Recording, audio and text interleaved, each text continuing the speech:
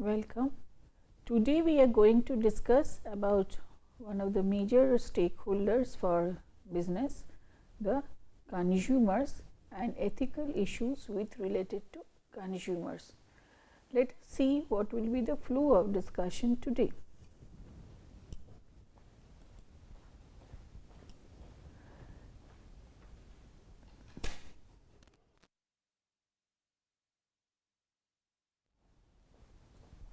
We will be discussing the specific stake the consumers have in corporate activities, outline the ethical issues and problems faced by business consumer relations.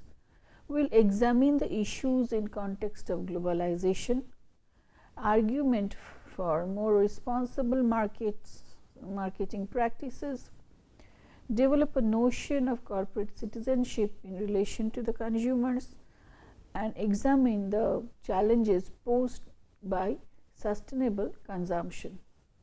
This we will discuss through 5 specific modules. So, first let us understand about the consumers as the stakeholders of business. The common argument is that the consumers are the decision makers for the business.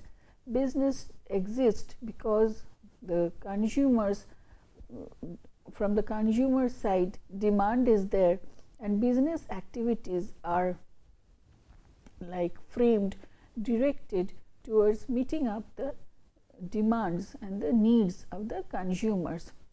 The businesses produces goods or deliver services, those goods and services which the consumers show a demand for.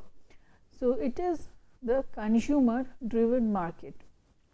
So, and it is a commonplace argument that the business exists, flourishes by serving its consumers in a better way.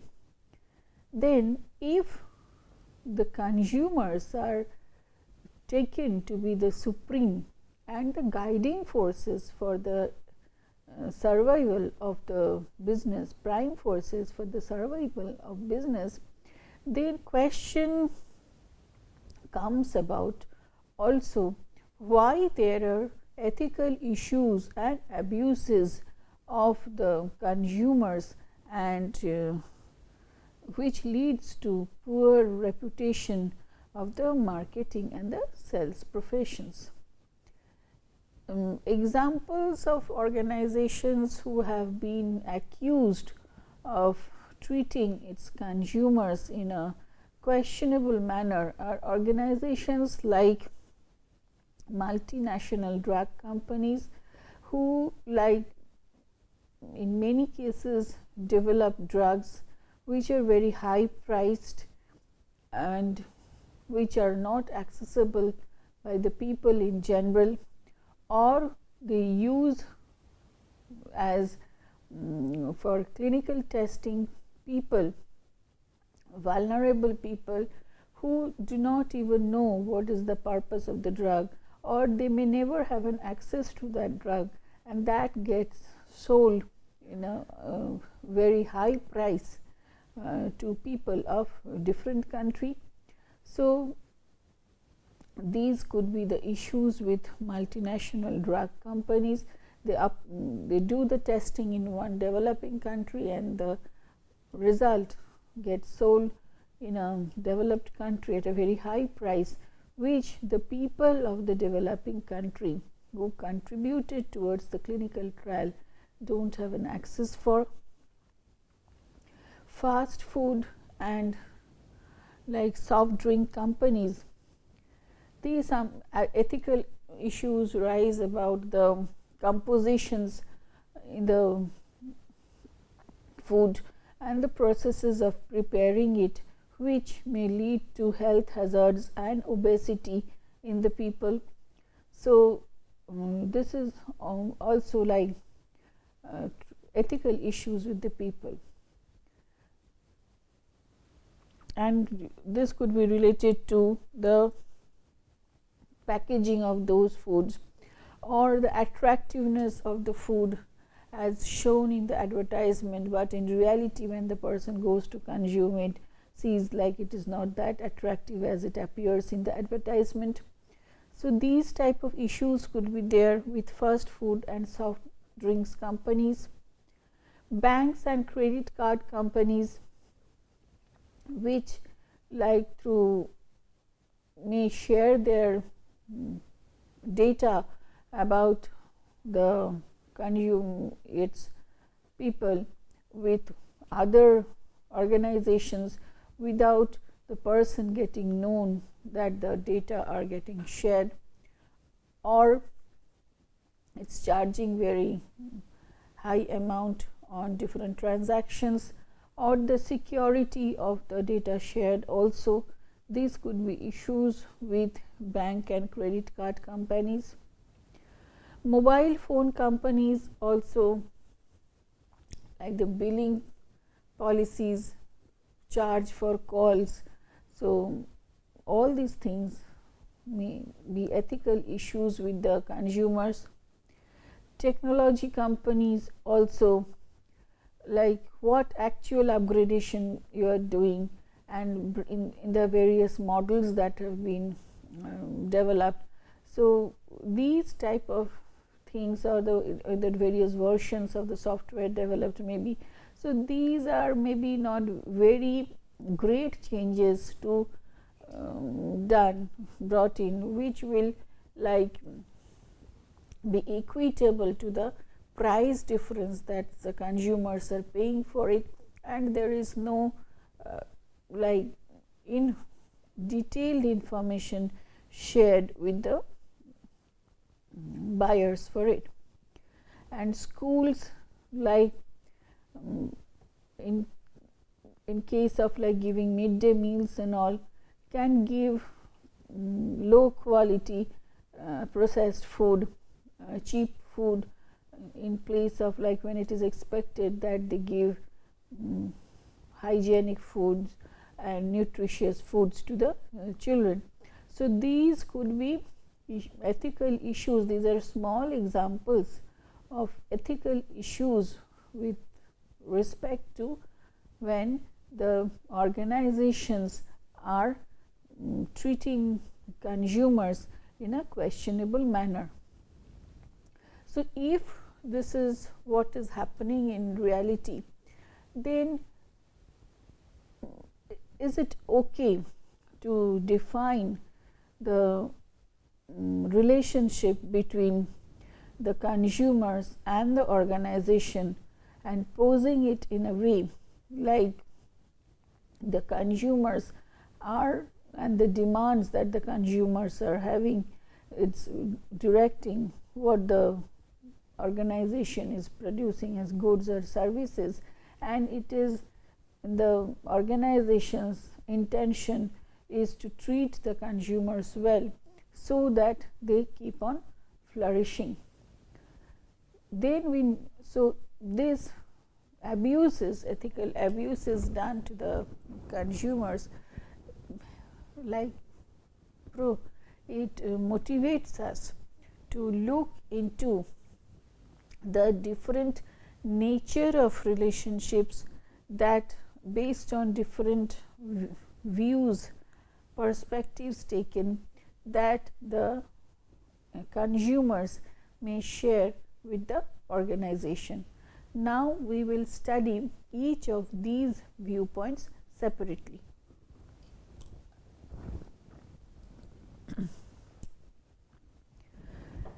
So as consumers, as stakeholders, we see like the consumers have the right to a fair treatment when they are entering into an exchanges with the sellers. They rest upon the assumption that the consumer's dignity should be respected, and the sellers have a duty to treat the consumers as end in themselves and not only as means to an end for themselves, like gaining a profit. So This is the assumption, basic assumption with which the relationship between the consumer and the organization starts.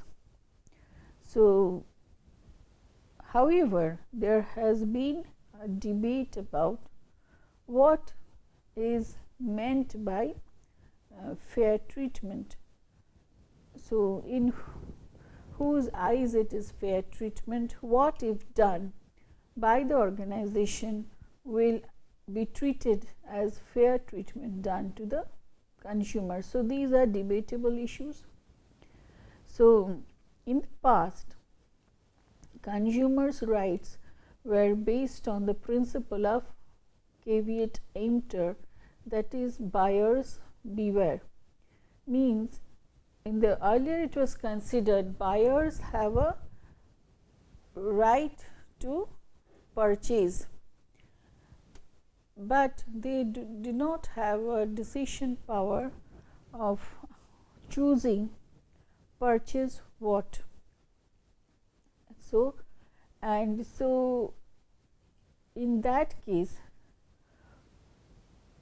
whatever happens after buying, means after you have brought that product, any issues which arises brought that product or services, any issues that happen with the product or services,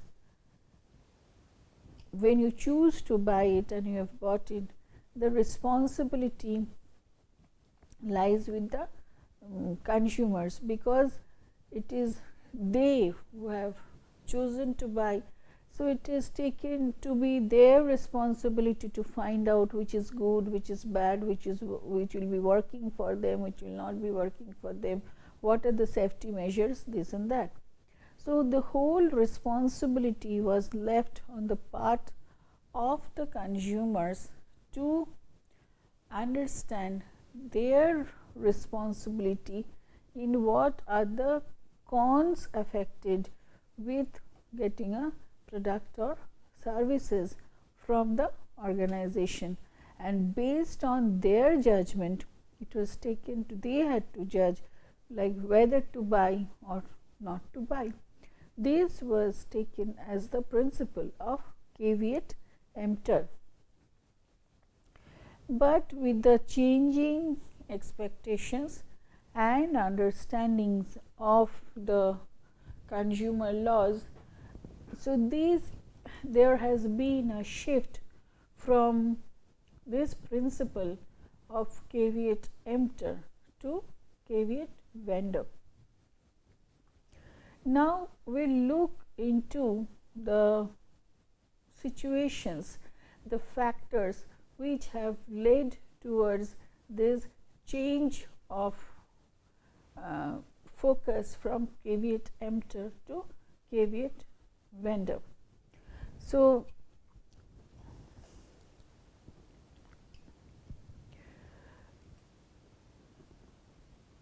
by the caveat emptor was guided by the principle which is a market driven approach, and in that it is taken, it is a fair market where all the players have a free chance of entering into the market, and the individual is placed with n number of alternatives to choose from, and the individual who is a rational decision maker evaluates the pros and cons of the different alternatives available to him or her, and then based on these rational decision making process ultimately chooses something to buy or some services to avail of.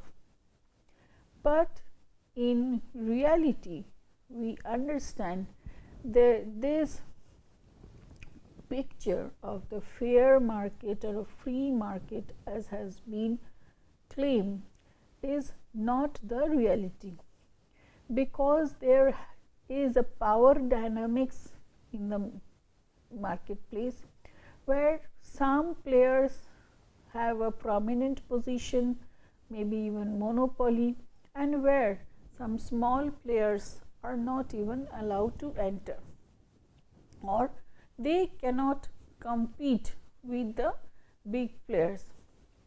Also, it is not always that the consumers are rational decision makers. Sometimes the buying decisions are emotional decisions also, and sometimes buyers are not people who are in position to make rational decisions. So these are called vulnerable consumers, from whom we cannot expect, like they have evaluated all the choices available to them and then come to some conclusion of buying or not buying a product or service. So two things: first, it may not be true that all the alternatives are present in front of the individual, and second, the individual may not have the competency or time or ability to decide on rationally which to choose, which not to choose. Third, there could be information asymmetry between the consumer and the manufacturers or the service providers, because actually what they are going to produce, what service they are going to give, that idea is there with the organization, and the consumers do not have a full access to this information to make a rational choice. That much is known to them to the extent that the manufacturers or the corporation has made it public for them to know about it through its various communication channels. But what had not been communicated publicly, the consumers may not have an access to that set of information, and always there is an information asymmetry between the organization and the consumer. So we cannot tell like they are on equal platform of deciding like whether to buy or not to buy, and so there is a corresponding responsibility or the duty of the firm towards the consumers. To what extent this duty is and of what nature, we will try to see it now through the various theories.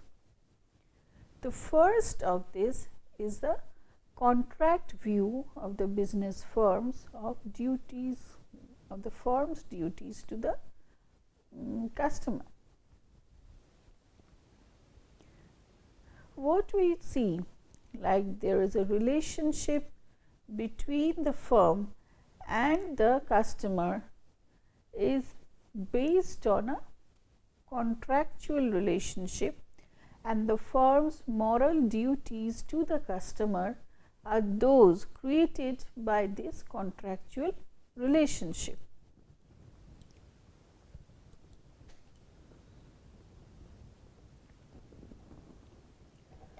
And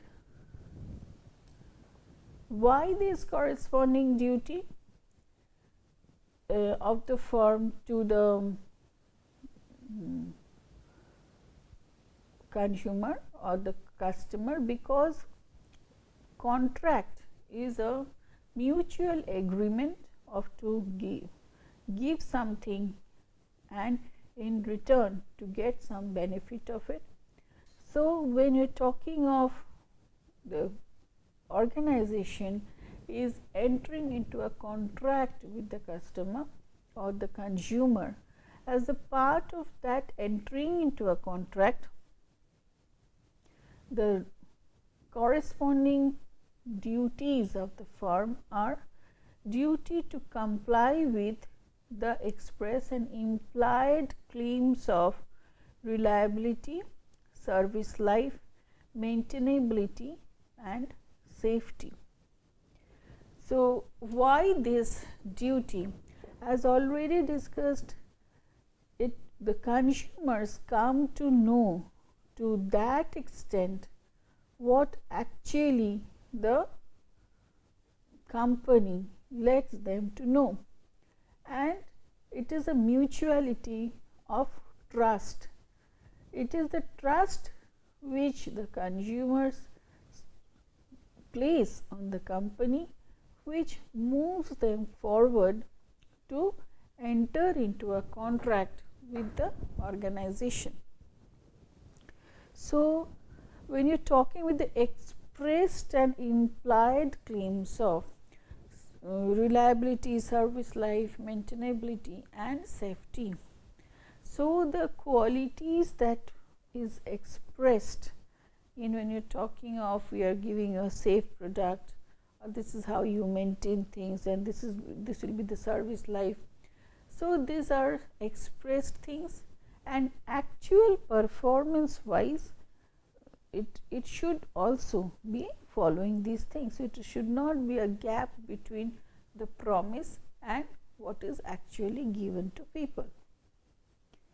Duty of disclosure, because the consumers do not know fully about the product or services, how the idea came, how the resources were brought together, how it was processed, and how this product or services was reached to the output delivered and all. So, and because the organization is guided by the stakeholder theory, so how this whole process got affected by or in turn affected the stakeholders need to be disclosed properly, and it is the duty of disclosure. Duty not to misrepresent facts. Coming from the same node again, because the consumers have access to or form a knowledge about the product or services based on the perception of the product or services as shared by the organization through its various communication channels, medium, etc. So, it is the duty of the company not to misrepresent facts and compel the person to buy or like persuade the person to buy certain things, goods or services.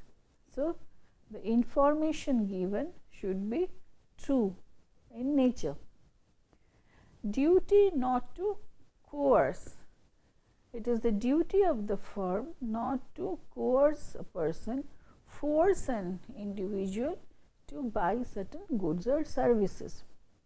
The buyers should be left to their free will to decide, given this set of information and given this total set of things, how it is happening, whether I buy or not buy. So, they cannot be forced for deciding on you have to go for buying this. So, these are the moral duties to consumers under contractual theory.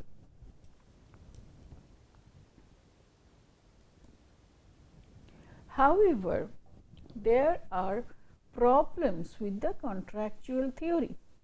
It may appear that it is a fair contract done no injustice done. Both the parties can equally have the option of entering into the contract or not entering into the contract.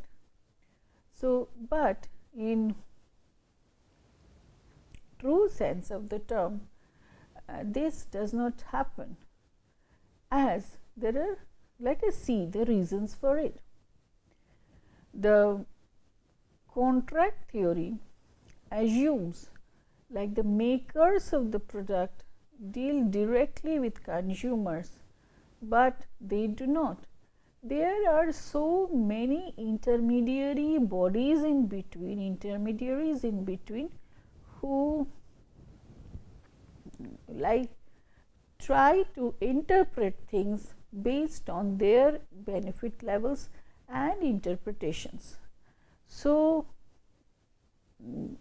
it is, unless it is like door to door marketing sort of technique or direct marketing sort of technique taken by some organizations, then it is very difficult, like the makers of the products are dealing directly with the consumers, because there are so many intermediaries in between. Manufacturers' advertisement do form a direct promise, of course, to the consumers. The sellers can remove all the duties to the buyers by getting them signed in a disclaimer form of like disclaimers of responsibility. So, that will free the seller, absolve the seller of any responsibility towards anything happening after the product has been sold or the services, products or services have been sold. So, this again puts the consumer not at equal power level with that of the producer of the goods or services. Also, it assumes the consumers and the sellers meet as equals, but the seller has more knowledge, as we have already discussed, and so the consumer at certain point of time taken for granted whatever information he has tried to gather, whatever background search he has tried to do through research, he has to rely on the seller and trust the seller. So, these are the problems with the contract theory, as the contract generally is accepted is done between two equally powerful parties. But here we understand from this discussion that the seller and the buyer are both not in the equal power platform when they are entering into the contract. That is the problem with the contractual theory. So, when we understand there is a difficulty with the contractual theory, we move forward with the understanding of the due care theory of the firm's duties to the customers. It is based on the assumption that it is assumed or it is viewed that the manufacturers are in a more advantageous positions and the consumers have to rely on them, then the manufacturers do have a duty to take special care to ensure that the consumers' interests are not harmed by the products that they offer them. So, it comes to the point of realization because consumers have less power as compared to the organization in terms of the first hand knowledge about the product or services, and because it may not be a fair market where the consumer get a free choice of decision making of choosing amongst the various alternatives. So, it is taken like the manufacturers are in a more advantageous position than the consumers, and it is a part of their duty to take care of the fact like the consumers are not harmed by them, and to take special care to ensure that thing. Now, we will try to see this special care is related to what or at all what all the processes connected with the organization. Corresponding to the manufacturer's duties to the as guided by the due care theory, it starts from the design to the production to the marketing and also to the after sales service. In design of the product, it is the responsibility of the organization to research its risk in conditions of use, design it so risks are minimized, take the capacities of users into account so that like we are not targeting vulnerable customers, or we are taking care of the fact even if people for whom it is not targeted are going to use it, then what are the processes that I can put in inbuilt type of things so that it takes care of the fact like if people who are not targeted for using it uses them out of curiosity and all, then how the harm could be minimized or the risk could be minimized. In production, it is to use strict quality control to eliminate defects. So, to ensure like the materials and manufacturing do not add defects or risk to the whole process. In marketing, it is to provide the users with information about using the product safely and with all warning signs of dangers, and it is not to market to those who are unable to avoid risk. But the problems of the due care theory is it does not limit what producer must spend to eliminate the risk. This is a practical problem, like when you are talking of you have to eliminate the risk and you have to do certain things to eliminate the risk in the design, in the production and in the marketing processes. It is not mentioned to what extent, to what all the organization can do to take care like the risk gets eliminated. Does not indicate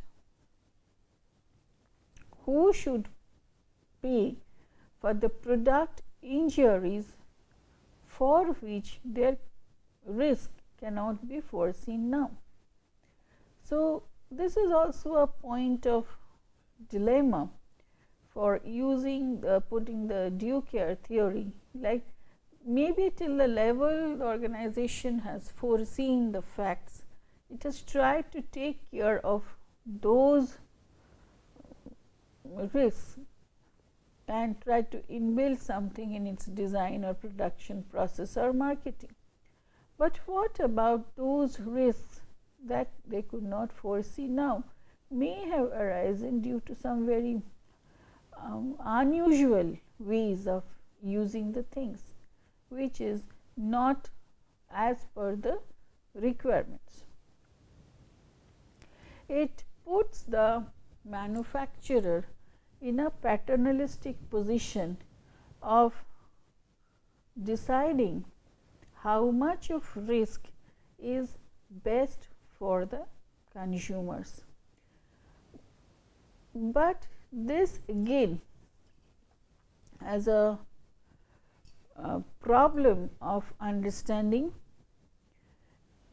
like we have to understand from the practical points of view, like to what extent it is possible. Is it not that the users of the product or services also have a corresponding duty towards using it and to maintain maybe the safety processes in the way as directed in the manuals or for the purposes as expected by the nature of the products or services. So, if we are talking of consumers' right to a safe and less risky product and something which is going to do them less harm, so we can talk of this is not of an unlimited right, but it is a right with the limitation that the consumers also do have a corresponding duty and responsibility to use it in a proper way for the purpose for which the product or services is meant for. That's why this is called a due care theory. Care as much as is due, and it brings the manufacturer and the buyer or the user into a mutual responsibility of rights and duties to work together so that they lead to a healthy use of the product. Next, we will discuss of the social cost view of the manufacturer's duties to the consumers.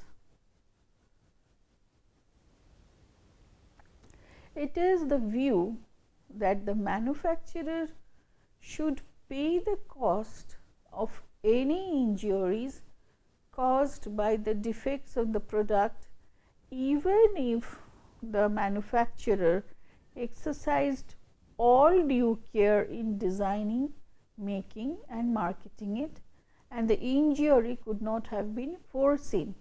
So, this social cost view of the manufacturer's duties to the consumers tries to answer to the question, like if something happens which is in the unforeseen things, then who should pay the cost for it? These product injuries are taken to be the external cost, but before we go on discussing that, we will try to understand why this social cost view of the firm, because something this will help to explain the sustainability domain also, like why we have to pay for something for which is unforeseen, because in certain cases the harm happens is not immediate in nature and it may have a long term effect. Also, by the nature of the ways of manufacturing products and services, you may not bring like harm to the immediate people connected to it, but people in a different locality gets harmed by the effect of your business, or the general public at large who may or may not use your product gets harmed by the nature of your products and services. For this is called the social cost of your products and services, and this social cost, so it takes into account, like the manufacturer should pay for all cost of injuries, any injuries created by the defects of the product, even if the manufacturer exercised all due care designing and making and marketing it, and the injury could not have been foreseen. Now, these actually are very huge external costs, and this can be internalized, should be internalized as a cost of bringing the product to the market. This maximizes the utility and distributes cost more fairly. So, when it is this external cost is internalized in forms of introducing the product to the market, so this brings a balance between who is paying for it. So, if I am ready to use your product and I know the product somewhere is harming someone, then if the cost is internalized in the cost of bringing the product to the market, then the buyers, the consumers of the products or services are also sharing a part of that cost while it is getting introduced into the market, and it should be mapped into the product price and the profit margins, etc. So, this is the social cost view of the manufacturer's duties to the consumers. These will get more discussed when you are talking of ethical consumption and sustainability issues. This theory has a major role to play and shows its implication or the application in those concepts. The criticism of the social cost view is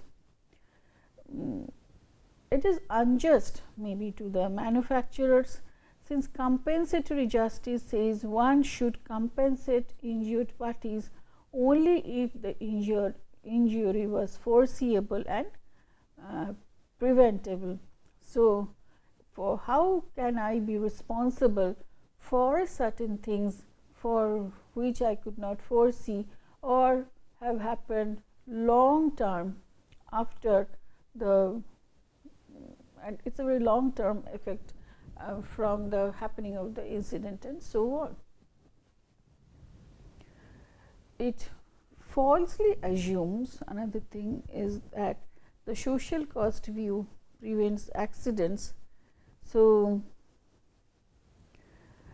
why? Because if the manufacturer is taking care of all the responsibilities of how the services are getting used or not, then on the contrary, it may make the users careless enough not to use in a proper way, because they may find that I will get compensated for the harm done to me, and it may lead to careless use by the users.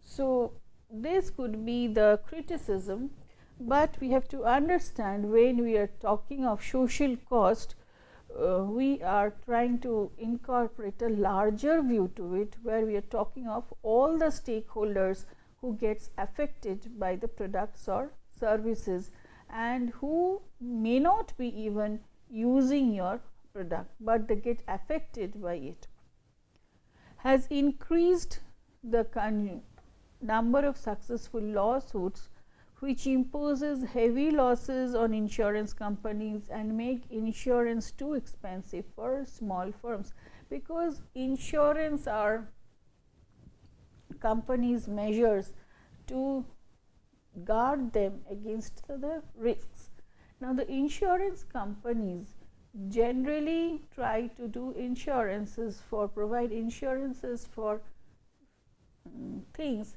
where there is a less chance of like repeat happening or happenings, but if it has increased the lawsuits where the consumers get their claims of the like compensation what they have demanded for the unforeseeable part of the risk also, then the insurance companies will be facing heavy losses for providing insurance or safety nets for certain of the things. And but however, actual studies have shown there have been small increases in lawsuits and the insurance firms still are remaining profitable. So, what we can tell over here, it is if we are understanding the social cost view of the firm and the stakeholder model of the firm, we understand like the way that we do a business is affecting others who are connected or may not be connected with the business. The effect of our business are having an like impact in their lives, and it is a part of our responsibility to pay for it. Then this makes us more responsible in the sense, if you have to internalize the cost within the way that, and you have to include that in your product price, then it may so happen that you become less competitive with respect to the price, but because others may giving the same quality of things or the same variety like different more choices based on like or better quality based on the same price. So, when competing with others, this may have an effect on your how you remain competitive with your competitors. So, it somewhere motivates the organization to follow a due care in the processes, not only in the processes of how it is designed, manufactured, produced and marketed, but also due care to think like it is not extending any harm to others, to the other stakeholders who are connected to it, and to have a check on each of the processes, so that it can reduce the errors, it can reduce the wastages, it can reduce the reactive, it will promote the organization to be on a proactive mode to and be quality conscious, and to understand if they are doing it, then and to be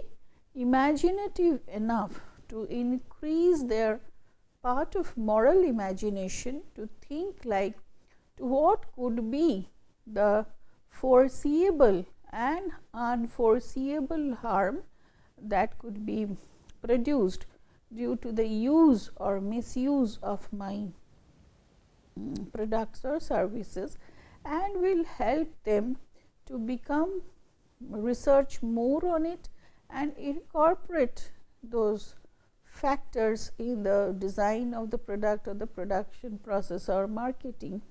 And that is the challenge, but again with you have to take care of the cost involved in it also, because if it becomes more costly, then people may not buy it also.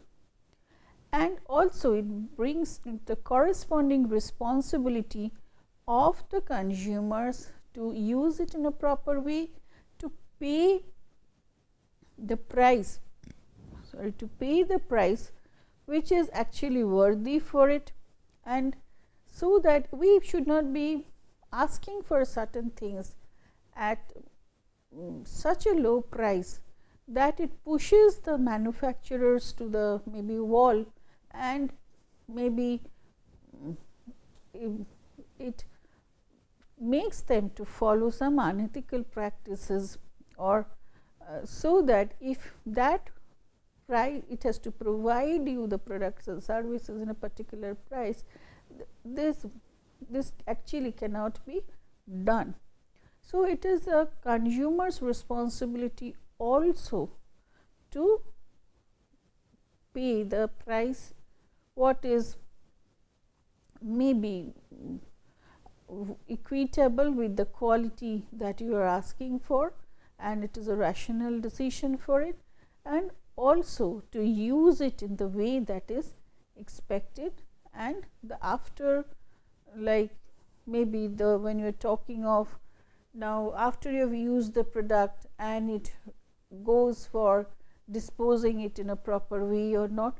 So, these are also responsibilities of the producers and the users both together, so that the due care is maintained, the social cost is taken care of, and the contract between the consumer and the company becomes more strong, the bond becomes more strong between the consumer and the organization. With this, we will move forward to the discussion of ethical issues related to the consumers and in marketing in the next module. Thank you.